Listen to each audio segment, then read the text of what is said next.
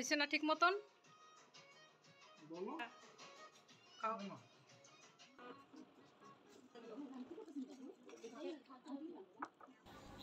সবাইকে আসসালামু আলাইকুম। আজকে আমি গরুর কালা ভুনা দেখাবো।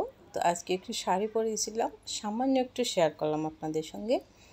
আমি এখানে 1.5 কেজি মাংস নিয়েছি, ভালো করে ধুয়ে। এখানে চর্বি এবং আছে কলিজা, ফ্যাপসা এবং মাংস হাড় মিলিয়ে নিয়েছি। আর অবশ্যই ভিডিওটা শুরু করবেন একটা লাইক দিয়ে, প্লিজ ভিডিওটা লাইক দিয়ে কন্টিনিউ করবেন দেখার জন্য।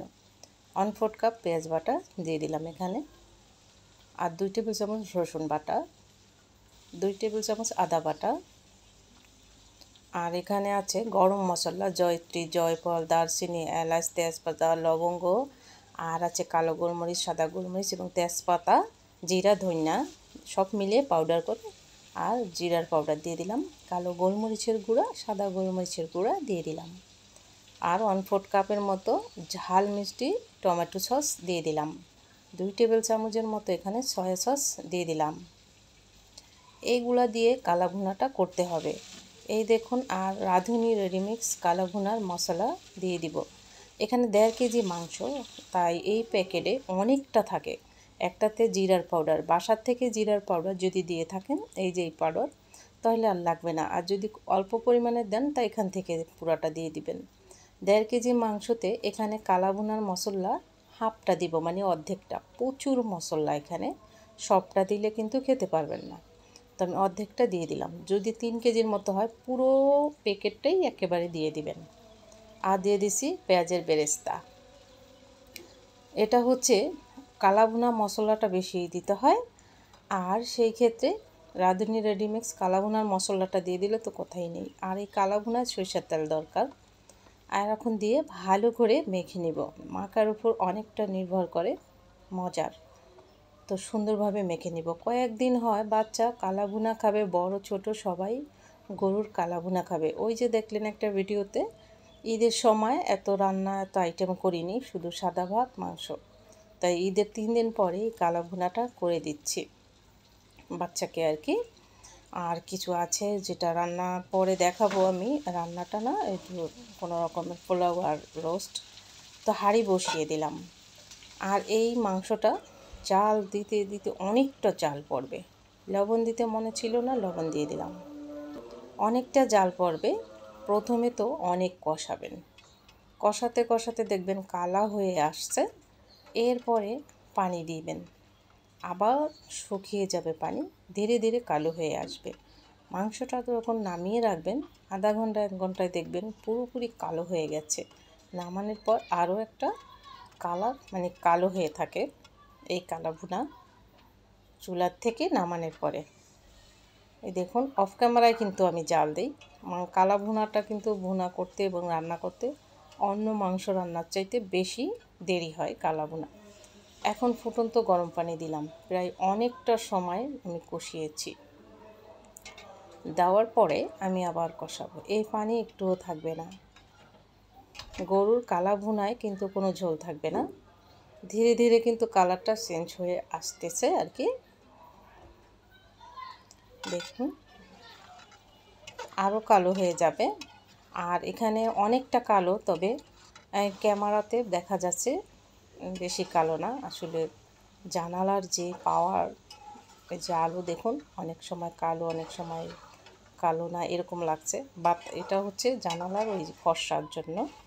এই যে দেখুন, অফ ক্যামেরায় কিন্তু অনেক পানি টেনে গেছে, আর কালোটা কিন্তু অনেক হয়েছে, অনেক কালো, কিন্তু জানালার ওই ফর্সার জন্য এটা বোঝা যাচ্ছে না।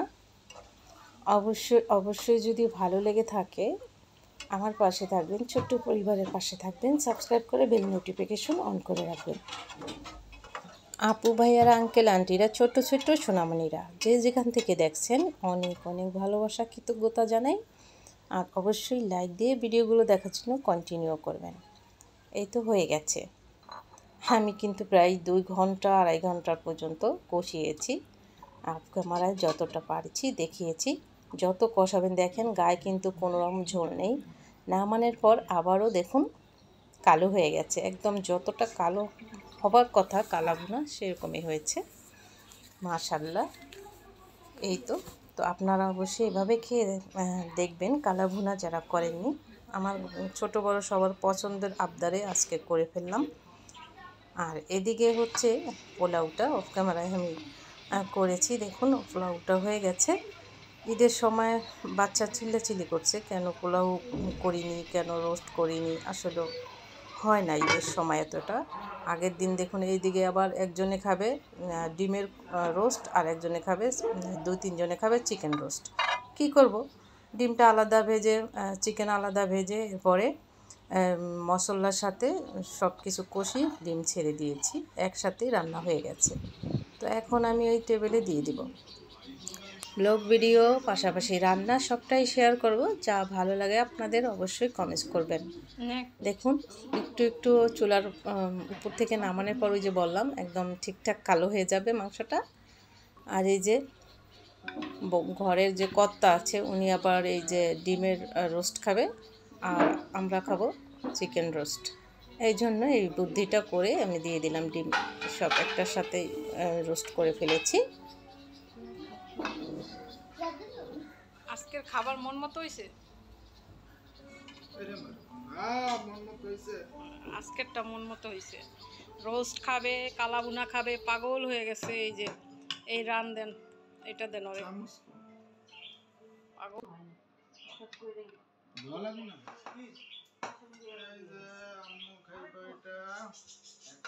খাও।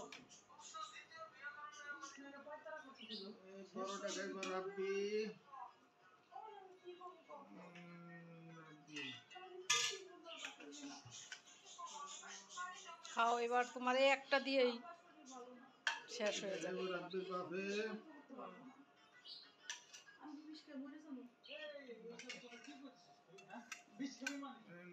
মন খারাপ খাওয়া হয়েছে না ঠিক মতন। তো যাই হোক সবার আবদারের যে কালা ভুনা সব করেছিল সেটাও রান্না করে খাওয়ালাম। দেখুন কতটা সফট এবং নরম হয়েছে, মাশাল্লাহ খুবই স্বাদ হয়েছিল কালা ভুনা। ছেলে তো ঝোল সহ খালি খালি খেয়েছে। চালের রুটিও আবদার করেছিল, সেটাও খাওয়ালাম একা একা এই এক হাতে আর কি। যতটা পারি ফ্যামিলির বাচ্চা বড় আবদারটা মেটানোর জন্য চেষ্টা করি আর কি। তো ভালো থাকবেন, আসসালামু আলাইকুম, আল্লাহ হাফেজ।